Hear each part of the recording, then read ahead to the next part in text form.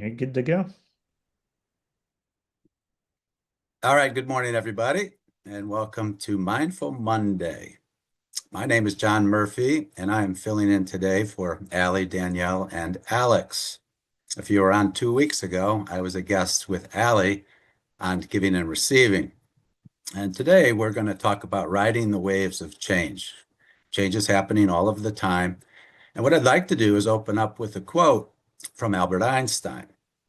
Albert Einstein said, "Everything is energy, and that's all there is to it.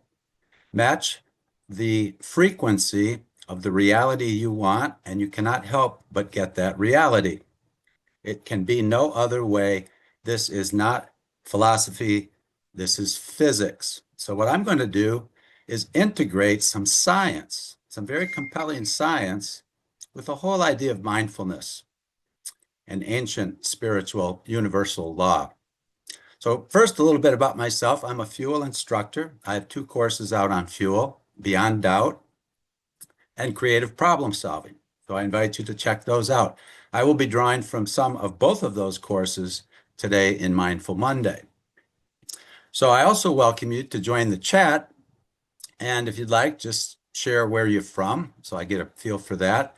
And then any questions you want to ask during the session, and we'll do what we can to answer those questions.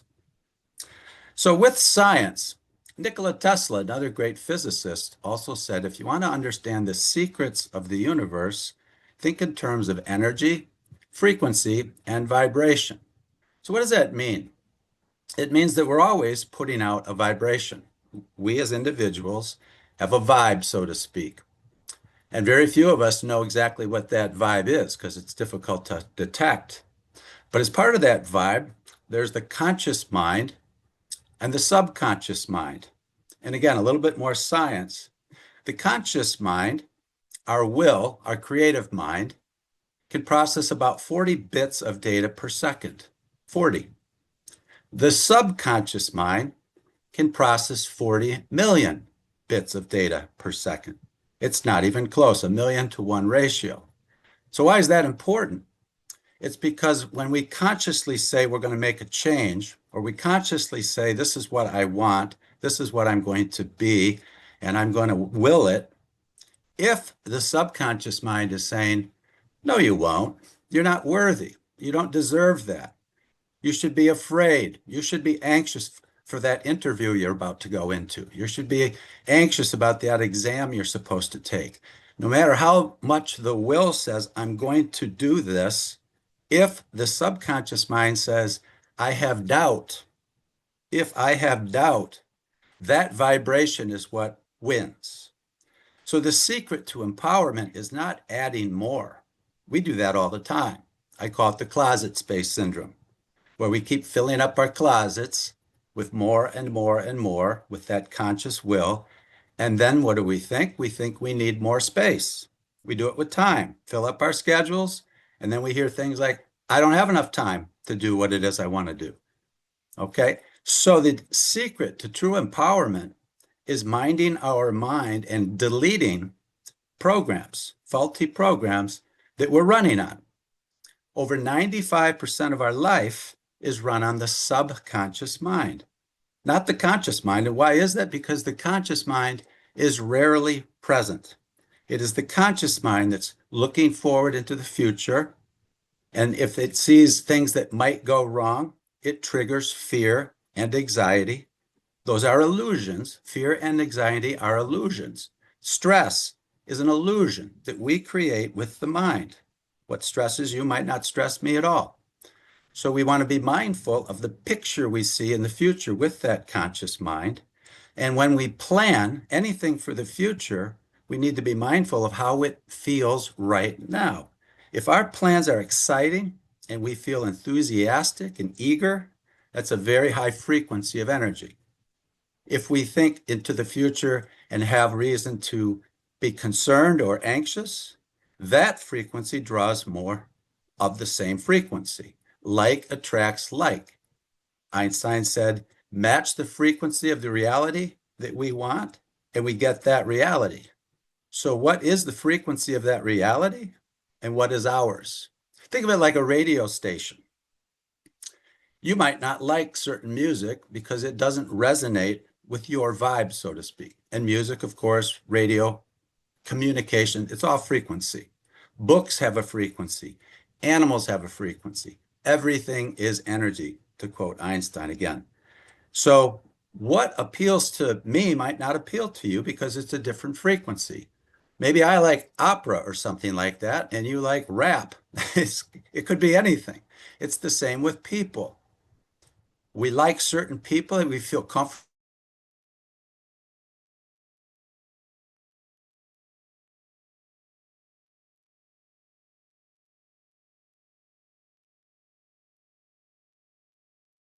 means paying attention to our energy. If you stick around long enough, I'm going to share with you some Taoist chants, meditations, because the sound is a vibration. And this vibration heals us internally, physically, as well as mentally and emotionally and spiritually. So stick around for that. Before we get there, just a little bit more about my background. I was born on Friday the 13th, and my last name is Murphy, as in Murphy's Law. Now that sometimes gets a few chuckles because by the age of two, I had two near-death experiences, and I really thought my life was perhaps doomed. Every Sunday in church, I was reciting a mantra, I'm not worthy. I'm a sinner. That programming, and by the way, our subconscious mind is downloading these programs, these beliefs, most of them by the age of 6. So think about that. We're running on subconscious programming, and because it's subconscious, we don't even know what it is. It's hidden, it's latent, and it's running our lives. While the conscious mind's looking into the future, or maybe the conscious mind's looking into the past. Think about this if you're a golfer. If you're a professional golfer and your mind is thinking about a hole that you duffed back, 3 holes ago, a shot you duffed, that's not good. So the idea of mindfulness is to be present, to bring your conscious mind into the present. Research shows that it's usually not present for more than about 11 seconds at a time, and then it's off to the races again. Even when we meditate, and a lot of people struggle meditating because the mind, the conscious mind, wants to run off and start thinking about things that have to be done. So the whole idea of mindfulness in healthy meditation is to slow that conscious mind down, let the thoughts come and go, and let the feelings that are triggered by the thoughts come and go. It's like a great Zen saying from way back when, that let whatever feeling you're feeling in the front door and out the back door, but don't invite it for tea. What does that mean? It means if I'm feeling afraid, maybe the doctors told me I have an illness or something like that, and I lock the door, I don't want to let it in, it gets stronger. When we resist anything, it builds up, it gets stronger. So the real secret to flow, and I'm going to talk a lot about flow, effortless manifestation. Flow means let it through, own it, and release it. So that's where we're going in this session. I'm going to reference a tool belt and a number of tools that are helpful. The tool belt is in my course Beyond Doubt, and it is called the Ring of Peace, 4 steps to inner peace. So what the Ring of Peace is it's a cyclical, iterative process. It's not one, two, three, four, and done. It's forever. It's a practice. And the more we practice the Ring of Peace, the higher we ascend in terms of consciousness, the higher we awaken to the point where we experience flow every day of our lives. Here's the thing, we're always experiencing flow. If we're not experiencing flow, we're dead. Okay, the energy is always flowing, the chi, but it's not always flowing in the best direction. So the Ring of Peace helps us really get centered. The first step in the Ring of the Peace is let be. Let be. What does that mean? It means be present. Be present. Take inventory for your thoughts and seek to identify subconscious thoughts. If we think something long enough, it becomes a belief. So what we really want to uncover are limiting beliefs that we're running on. For example, in my case, it was this belief that I'm not worthy. I'm not worthy of success. I'm not worthy of abundance. There's something wrong with me. I'm cursed. I held this belief for a long time, and it introduces the word paradigm. If you're not familiar with paradigm, it's a box, it's a mental model, a mental construct. And often we are in a box trying to solve problems inside that box when it's the box that's the problem. It's the paradigm. We're in a faulty belief system. So knowledge helps us wake up to that. That's why I'm sort of a science geek, if you will. I'm fascinated by physics and quantum physics and metaphysics, integrating that. And that's, by the way, a differentiator. I'm a business consultant. I started my consulting company in 1988, almost 38 years ago. And prior to that, I was in an executive role, bringing about some pretty significant change for a automotive company in Michigan. So I left in 1988 to start this consulting firm with very little knowledge, actually. But because I was hungry to learn, I mean, back then, this was before the internet was available to us. It was before Amazon was just selling books. Phones had cords. There were laptops were pretty much non-existent. You were on desktops. Anyways, I get started in this business, and easily I could be afraid. But I learned a way to overcome that fear. And this takes me back to my college days, my high school days, in fact, my college days playing football. Okay, I was a quarterback. And when a quarterback approaches the line of scrimmage, think about this like, how do you approach the day? When you get out of bed in the morning, how do you approach the day? That's the line of scrimmage. And in my metaphor here, when a quarterback approaches the line of scrimmage, we have a play called. It's part of a game plan. We have a strategy to win. We've studied the competition. We've got this goal set, and you walk up to that line of scrimmage, and when the ball is snapped, anything could happen. The game is full of uncertainty, like any other sport.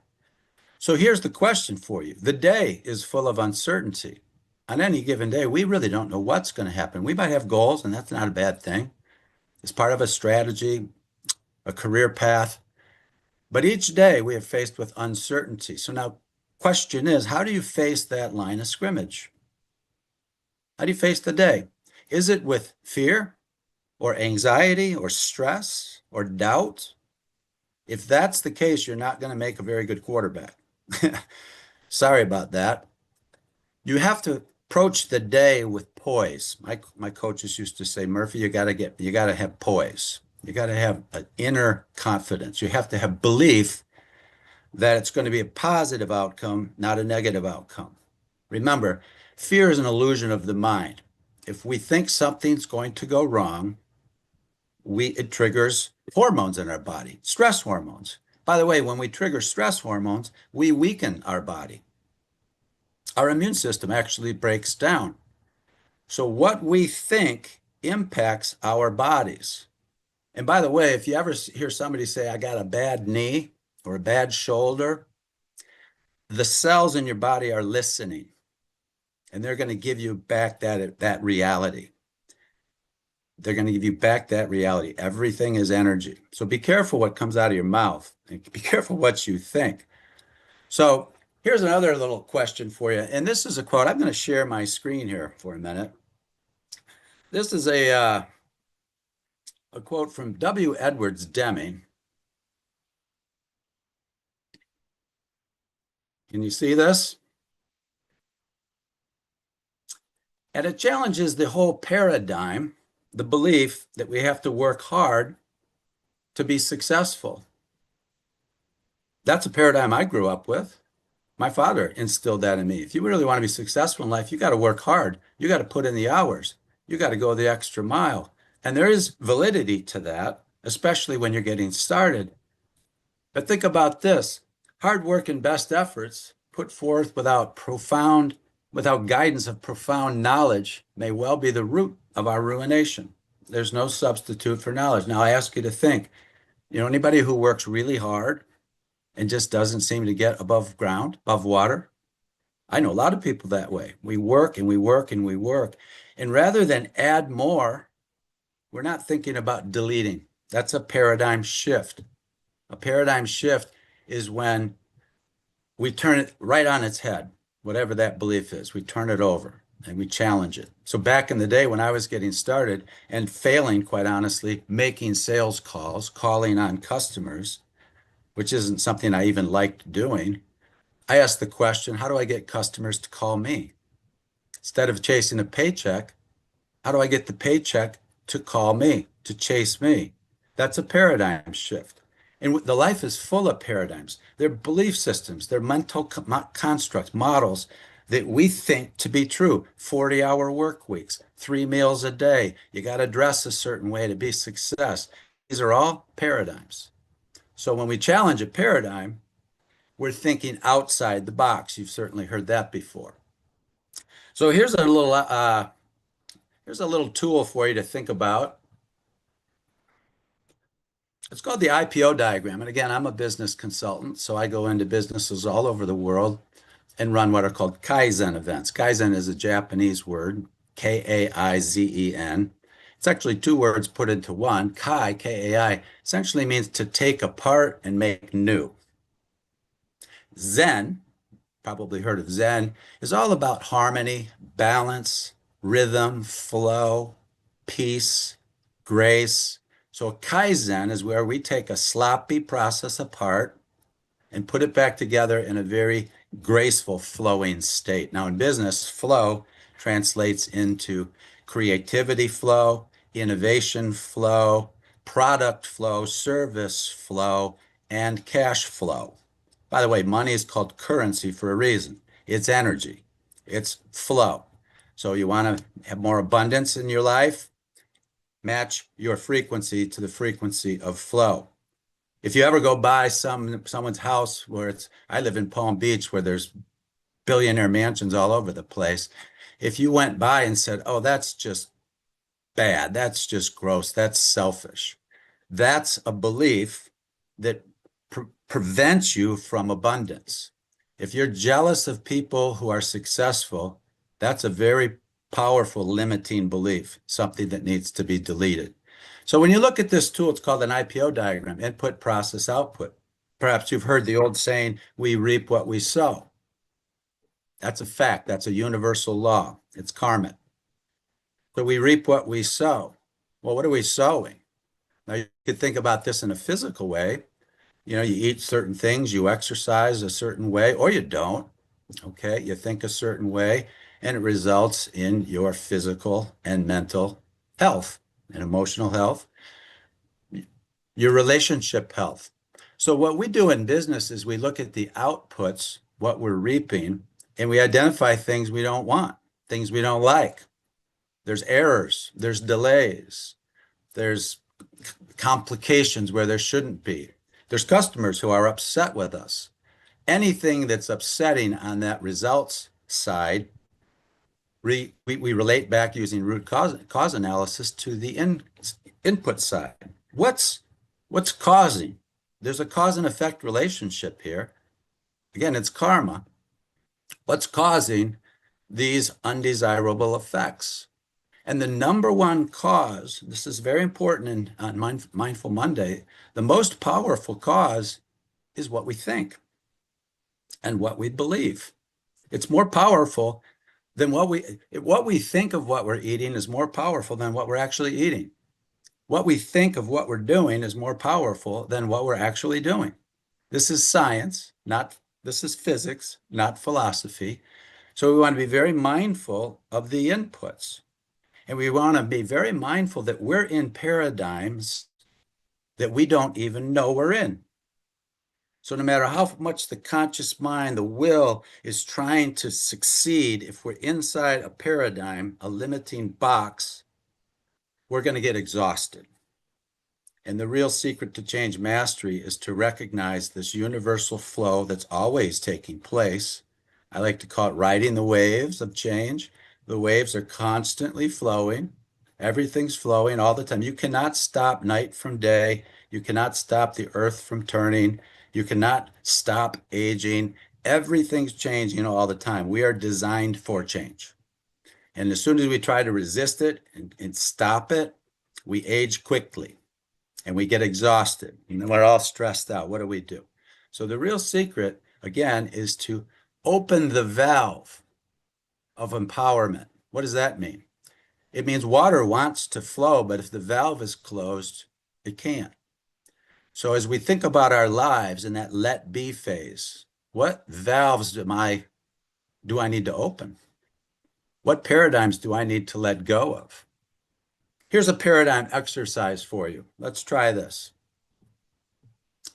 Take a look. I'll just give you 30 seconds to process this little puzzle. Okay. You can move one ring, only one ring, to create two straight lines of four rings each.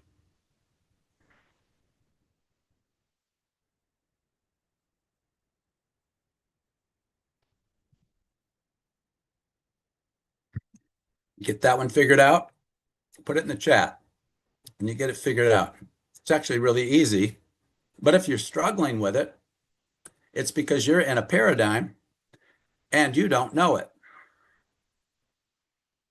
You're in a paradigm and you don't know it. So here's a hint. I'll give you another I'll give you a little model here. What's happening here is on the top line, you are trying to manage the problem to get a positive result. Okay, we manage behavior to get a result. We manage our households, we manage our budgets, we manage our jobs, we're managing all the time.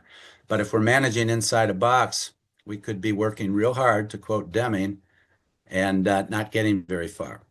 By the way, Deming was the grandfather, if you will, of total quality management back in the 80s, an infamous consultant, author, teacher, and the world is different because of him. In Japan, they actually have the Deming Award for total quality because he had such a huge influence on companies over in Japan that now, in many ways, dominate in terms of quality. That's a sidebar. So when we look at our behavior, we often associate it with attitudes.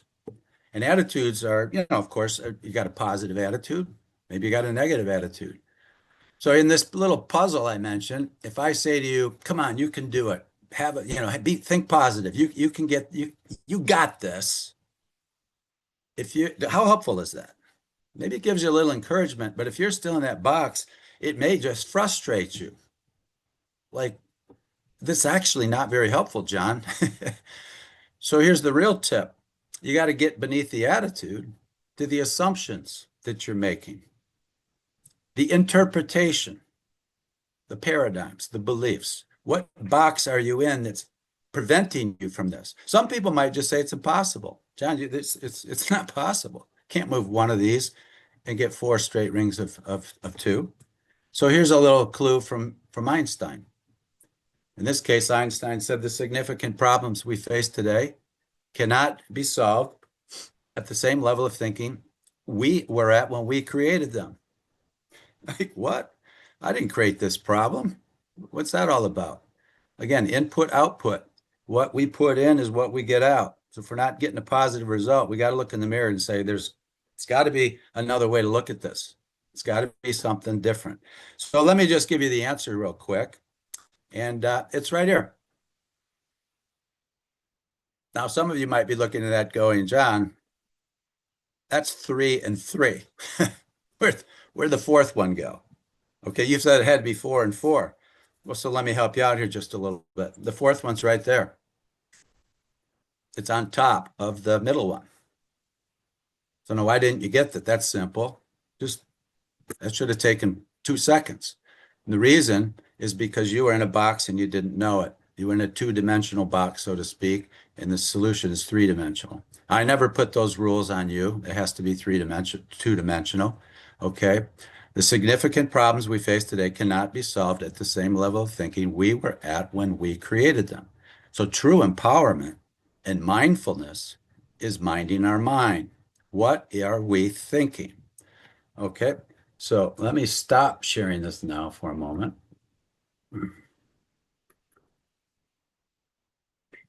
Okay. So now what? Now what? In that let be phase, we're going back now to the ring of peace. Okay. First phase, first step, let be. Take a moment now in the let be phase to think about your I ams. What are you thinking? What are you feeling? How do you see the world? How do you see yourself in the world? Think about that. What vibration am I at right now? What frequency? Hmm. And I'm going to share my screen again. Introduce you to something from my Beyond Doubt course. Let me come over here and share it.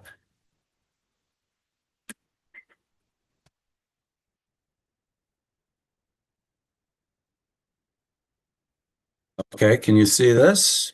Should be what's called the map of consciousness. This is the work of Dr. David Hawkins, who's had just a huge influence on me over the years. And earlier we talked about frequencies of energy. Energy, everything is energy. Everything is frequencies. So what David Hawkins did is he calibrated using scientific methods the frequencies of 17 different feelings. The lowest being shame. If I feel ashamed, or I feel shame in my being, okay, that's the lowest frequency on the map. Why is that important? Because if that's how I'm feeling, I'm drawing more shame into my life. I'm reaping what I sow. Just above shame is guilt. If I feel guilty about anything, I'm drawing more things to feel guilty about. Like energy attracts like energy. Einstein was basically defining what a lot of people know as the law of attraction. Again, we reap what we sow. What about apathy? What if I feel like whatever, whatever? All right. I draw more of that into my life. And if you look at those 8 lower frequencies from shame right up to pride, they're all ego frequencies. Ego is human nature. It's when we don't realize we're not human beings, we're spiritual beings, energy beings temporarily in a body. The body is like a car, it's a vehicle, but we're not the car. So think about that. If these are ego frequencies, right up to pride, some people say, what's wrong with pride, John? I mean, I'm proud of myself. I'm proud of my school. I'm proud of my kids. Pride is still dualistic. The ego mindset, the ego box, if you want to think about paradigms now, the ego belief system is fear-based and dualistic. It cannot think win-win. The ego thinks about win-lose. Us, them, thinks in terms of separation, you and me. It cannot think holistically. It thinks it can think that way. That's where it tricks you. But until you ascend and transcend that box, that way of thinking, you'll never actually attract the true potential that you have. So the thing to delete, the thing to weigh down, that's weighing you down, to delete, are these ego temptations, temptations of lust, anger, things that upset you, jealousy, okay, and even pride, because pride is, my school is better than your school, my team is better than your team. We grow up, you turn on the news and all you see is ego stories for the most part. Okay. That, by the way, the news is a frequency. It's an energy frequency, and it's not real positive typically. So if the first thing in the morning I get up and I turn the news on and it's like, oh, look what happened over in, the Middle East. Look at the terrible things in the world. Okay, that's a vibration that if I do that long enough, I match that vibration. I become critical of everything. I become judgmental. I become anxious. And guess what? There's not a darn thing I can do to control anything external. That's an illusion. So if I attach my feelings and my thoughts to anything I cannot control, I'm living in desperation.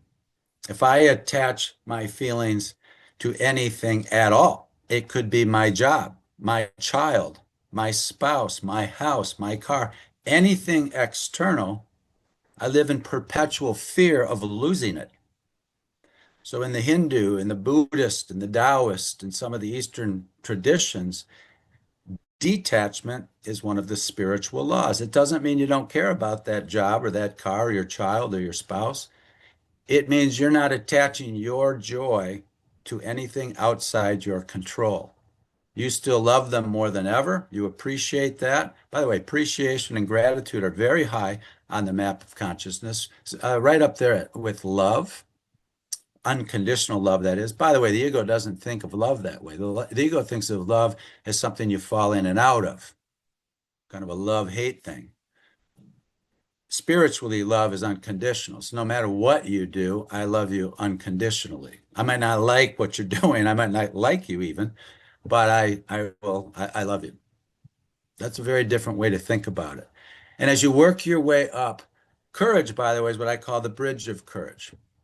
There's a lesson in the Beyond Doubt course called the Bridge of Courage. What does that mean? It means it takes courage to say goodbye to that ego way of thinking. I'm done with that. And sadly, it takes a lot of suffering in many cases to do that, where suffering brings on this feeling of, I don't know what to do. I don't know what to do. I'm about to lose my business. Okay. The doctor's telling me I've got, this horrible disease, or somebody close to me has this horrible disease. I don't know what to do. So here's another little secret. If I pray for something, I could be asking for just the opposite. Why is that? Because when we ask for something internally, vibrationally, we're saying we don't have it. So what's the universe going to respond with? You're right. You don't have it. And we'll go through life without it until we realize what I need to do vibrationally is feel the way it would feel to have it now. This is why when the ancients, the natives back in the day would do a rain dance collectively, collective energy, they weren't praying for rain, dancing for rain. They were dancing in the rain, feeling the rain before it came. And it came. There are many documented cases of this, bringing it on. And there are documented cases of this all over the world today where miraculous, we think of it as miraculous. Miraculous things are happening because a group of highly conscious, highly awakened people get together because together there's more power and bring about these incredible changes. So think about where you might be on that map of consciousness in this let be phase. And by the way, it bounces around a little bit. Sometimes we're angry. Sometimes we drop down into a dang, I shouldn't have said that or shouldn't have done that. But the idea is to continue to work on ourselves. The only thing we can control is our own mind. I can't control you, and you can't control me, but I can control what I think of you. I can control what I think of us. Okay, I can control my mind. And by controlling my mind, I can control my feelings because our feelings are simply a reflection of what we're thinking, driven by our emotion. And think of emotions as being only two. Okay. Universal law says there's two emotions. Actually, there's only one, and it's capital L love, unconditional love. That's the source energy that gives us life. Then there's the blockage or absence of that, which translates into fear. So if I think about, what if I lose my job and it's driven by the emotion of fear, it triggers anxiety, it triggers stress, it triggers like, oh my, what am I going to do? I got all these bills to pay. If that same thought, I could lose my job, is triggered by love, the resulting feeling might be, no, I'll land on my feet. I'll probably find something better. It's positive. That's a huge difference. By the way, I lose my job every year. I'm a consultant. I go in, I run projects. Typically, a project would run from a year to two, and then I leave. So, and I do that without any fear at all. Where if you thought about losing your job every year, that could be quite frightening.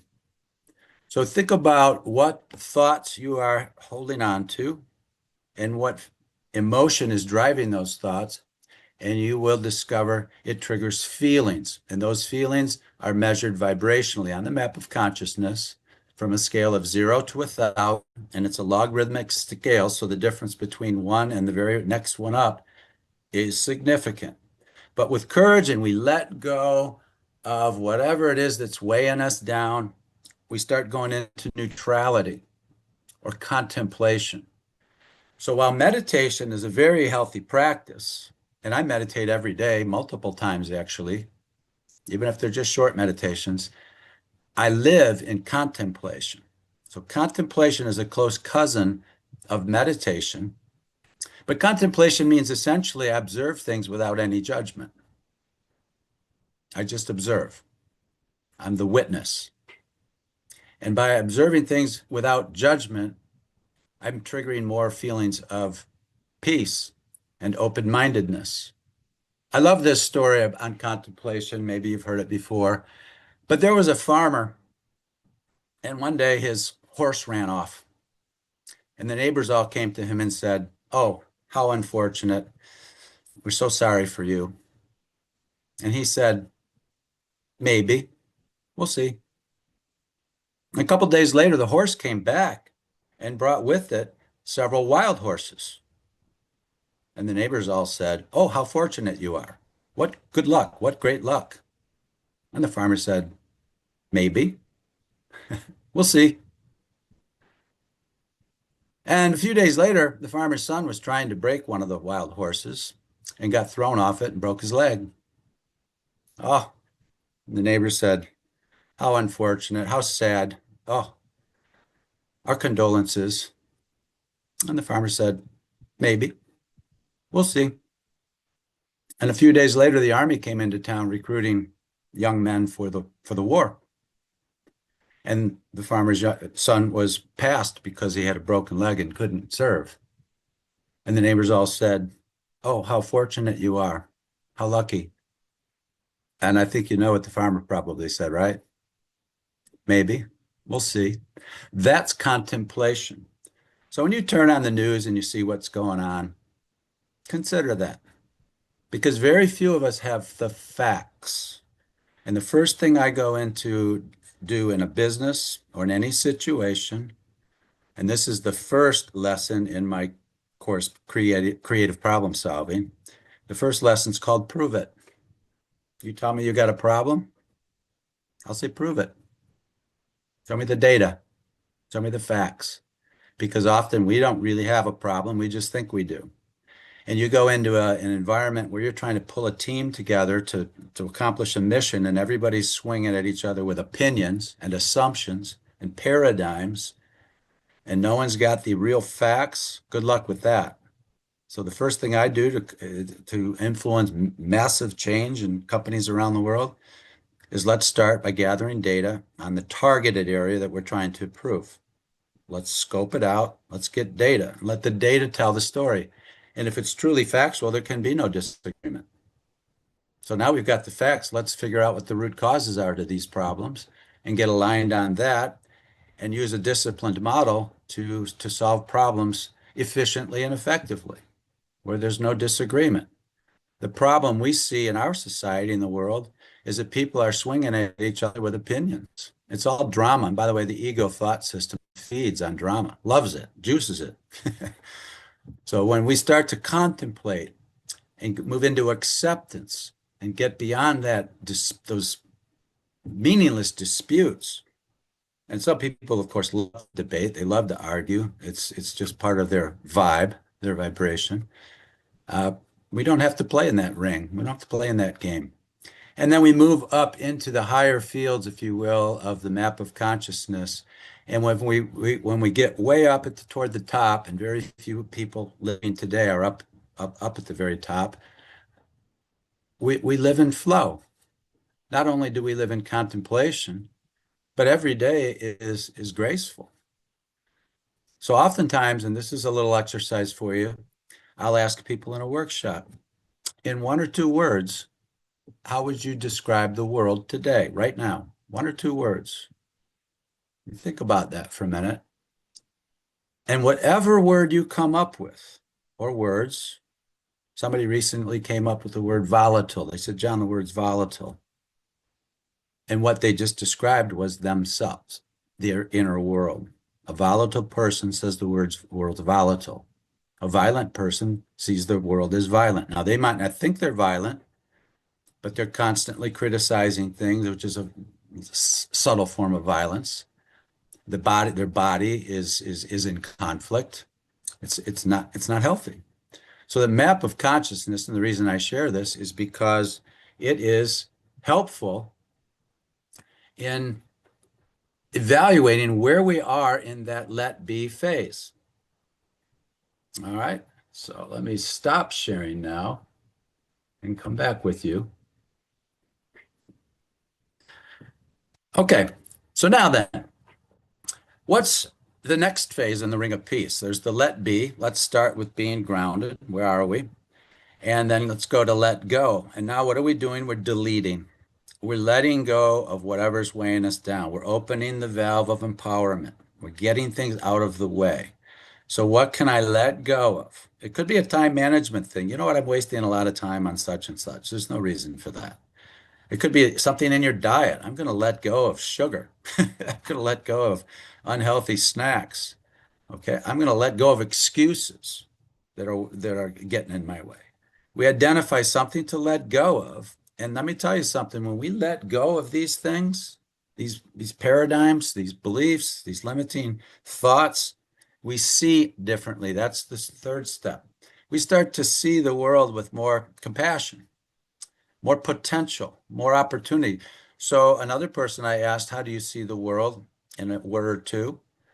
She said, infinite possibilities. Infinite possibilities. So her perspective on life is that the sky's the limit. So stop and think about, how do you see the world? And if there's anything that's conflictive, let it go. This is all a form of contemplation.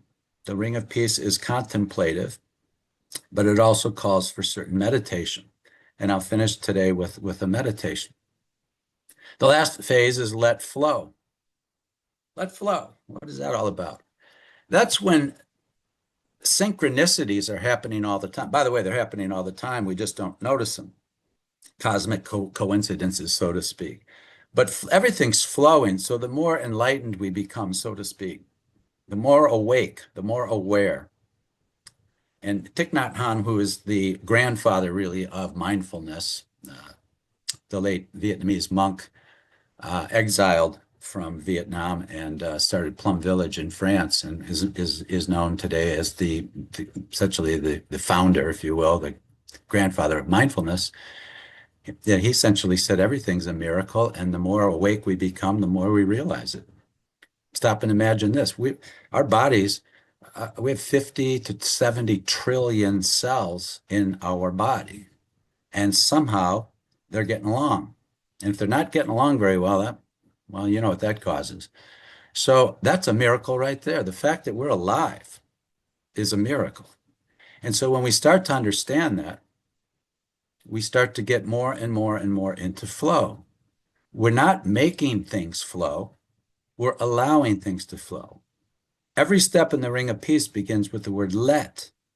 Get out of your own way and allow peace. Be the peace. Allow grace. Be graceful. Allow strength. Be strong. These are choices we make in the mind, and they're very powerful. So let be, let go, let see, let flow. And now what do? We're back in the be state, only it's a higher state. It's a more comfortable state, a more graceful state. We feel more confident. We feel stronger. We feel healthier. We feel more joyful, more peaceful. And now our I ams, those affirmations in that let be phase, are things like I'm grateful. I'm excited. I'm enthusiastic. I'm balanced. I'm in perfect harmony. I'm in flow. I'm in rhythm. I am riding the waves of change. Now, it's not one and done. I've been practicing the Ring of Peace since I wrote the book Beyond Doubt in 2010. This was the most inspirational book of the year in Canada in 2010, an award-winning book.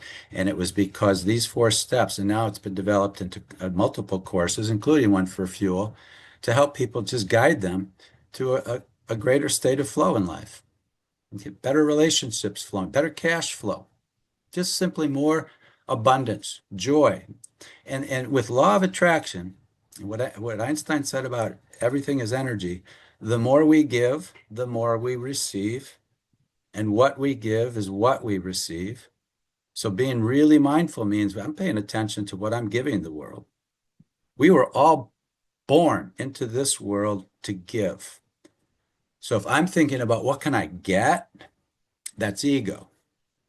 Now maybe I can get this promotion. I can get rich. I can get a great relationship. Get.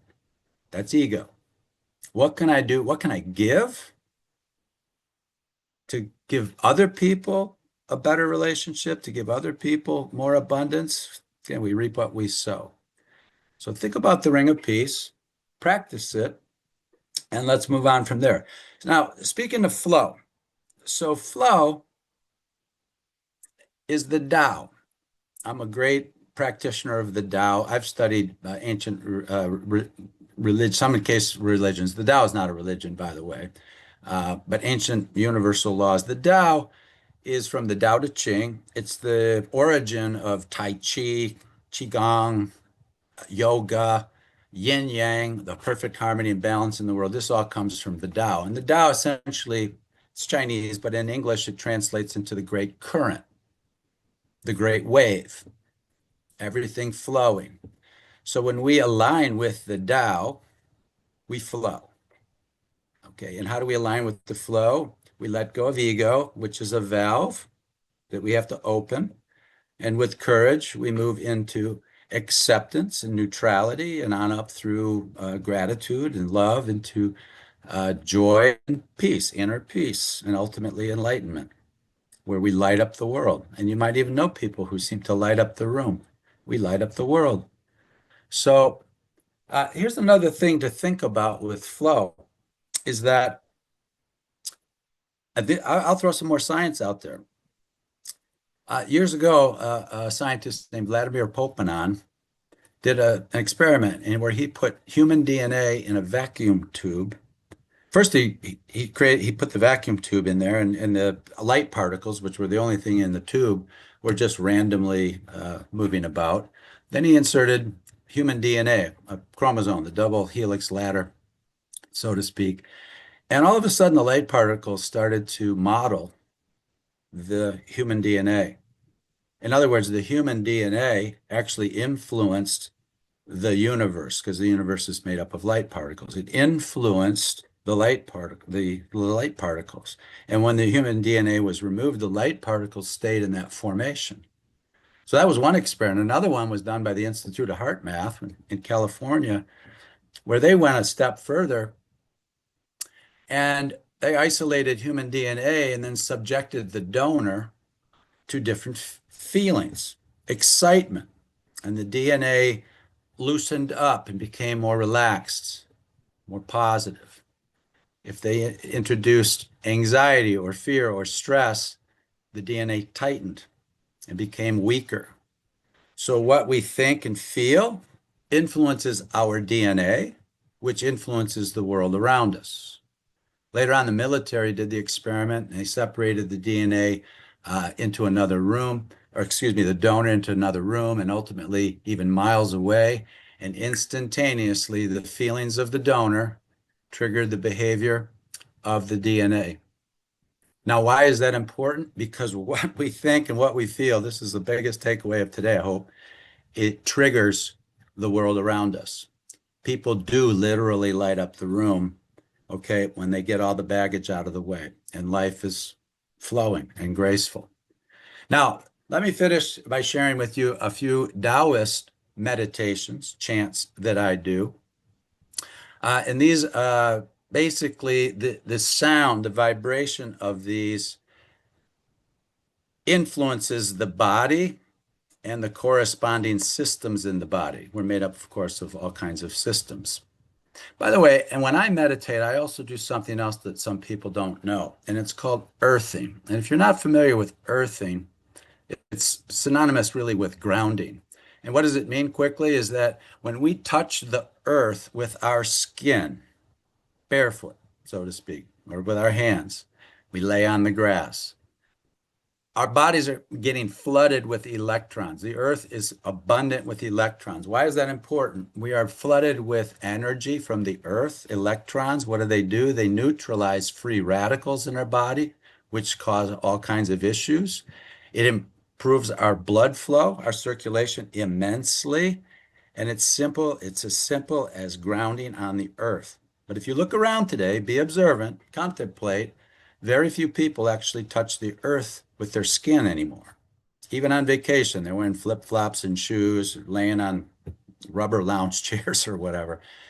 So think about grounding. And I ground even though I'm not always sitting on the earth, for example. I'll just share this with you. This is right under my desk right here.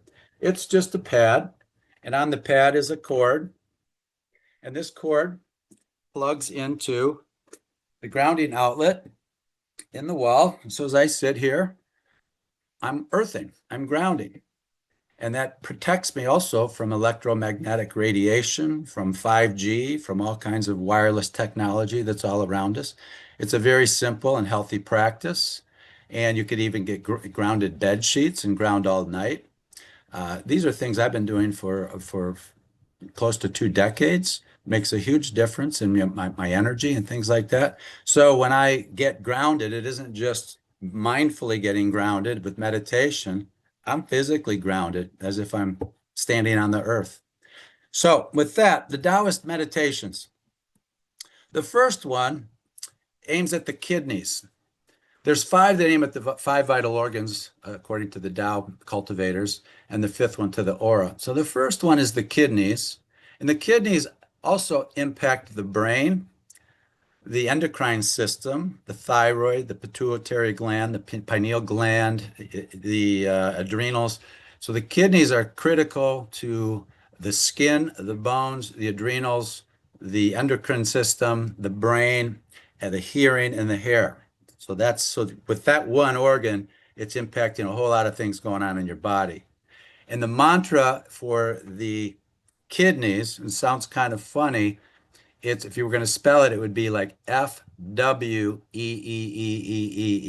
on. Okay. And the Taoists do this 6 times for each mantra. And it's helpful because in meditating, sometimes our mind wants to wander, right? That conscious mind wants to wander. In this case, we're taking the conscious mind, bringing it into the present by giving it something very specific to focus on. And yes, one of the five vital organs is the heart, because that's the way a lot of meditations are set up. So join me in doing this. All right. I'm going to take a very deep breath. I'm only going to do it one time to demonstrate it. And it's also in one of my courses. But we're going to take a deep breath and we're just going to let out a fwee and we're going to concentrate on the kidneys and there's other parts of our body that I just mentioned. All right. Are you ready?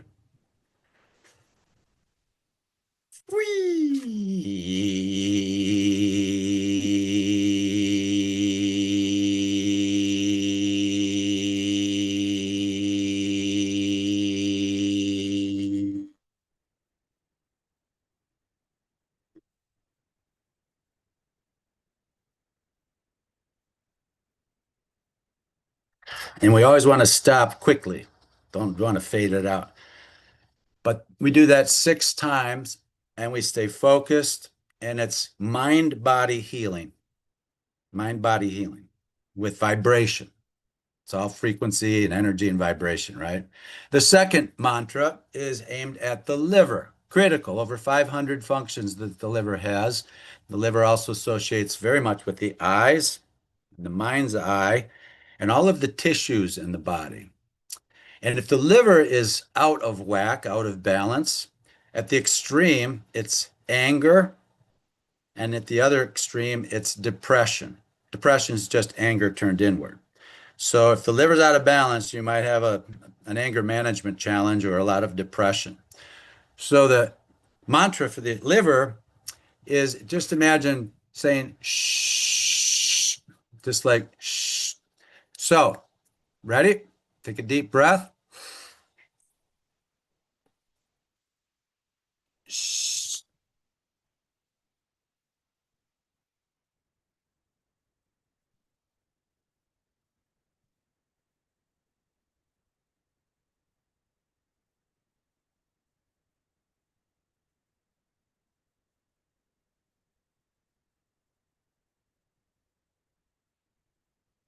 And we imagine that liver like blowing up a balloon, just detoxing the body and the blood flow, the bloodstream, the blood itself, just freeing it from any toxic thought, toxic energy, toxic material. All right. The third mantra, the heart, is the sound ah. Like the doctor says, open your mouth and say ah. Okay. Deep breath. Ah.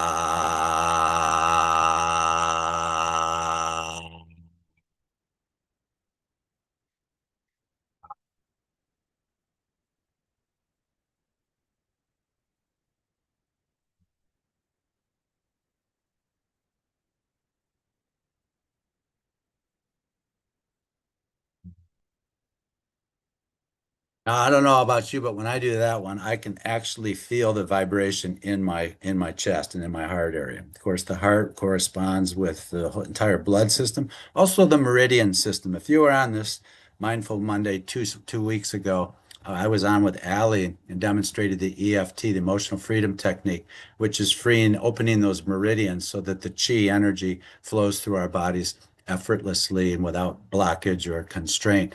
EFT is also a good tool, by the way, for the letting go phase. If there's grief or guilt or something, shame that we want to delete and get let go of, EFT is a wonderful way to do that. All phobias, all fears, and there's a lesson in the fuel course that I have on EFT.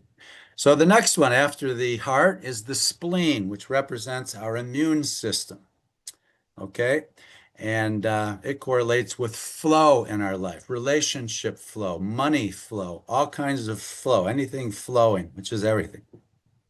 And the spleen mantra is whoo, like Whoo, whoo.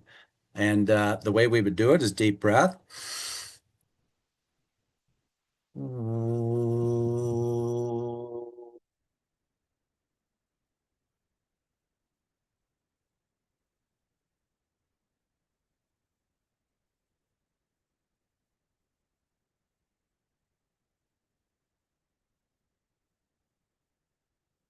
Again, the idea is to visualize your blood flowing, the white blood cells, the red blood cells, relaxing the circulatory system, relaxing the hormonal system, the stress hormones, the adrenals, the cortisol, relaxing the neurotransmitters in the brain, anything, just letting go of any blockage at all, just opening up and allowing flow. Okay, the next is the lungs, and the lungs sound is like a snake going. Sssss. So let's do that one real quick.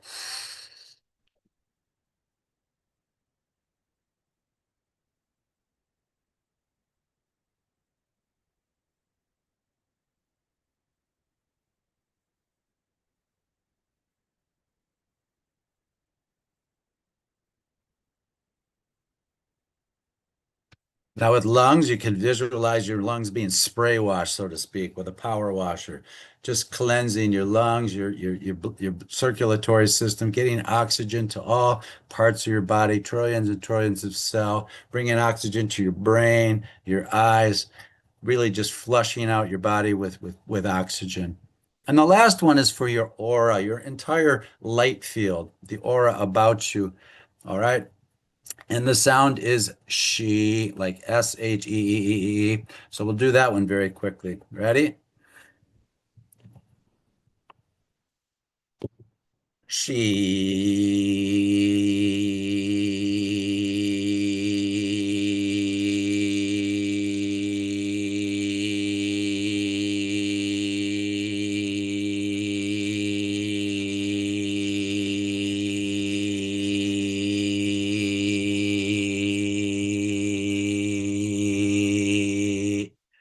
And there we just visualize the light all around us, the light coming through us, flowing through us, the feeling of enlightenment, true enlightenment, where all we see is a world of perfect harmony, balance, peace, because the world will never be at peace if you are not. So, where do we want to start? With our internal world, which will then show us an external world of perfect harmony, balance, yin yang, whatever you want to call it. And it's been that way for a very long time. So, if you're waiting for the world to be at peace and no more war and catastrophe, no more conflict, no more illness, no more negative news, good luck with that. It's been this way for a long time. The best place to start is with your own inner world, and you will see a very different world. I'll just finish again with that quote from Einstein. Everything is energy, and that's all there is to it. Match the frequency of the reality you want, and you cannot help but get that reality. It's as simple as that. This is not philosophy, this is physics. So, one of the differentiators that I have used for almost 38 years now as a business consultant, going into businesses with no authority, all I can do is influence change. I do it integrating science and facts and data and powerful universal laws so that people feel fearless and empowered, and we get all kinds of miraculous things done.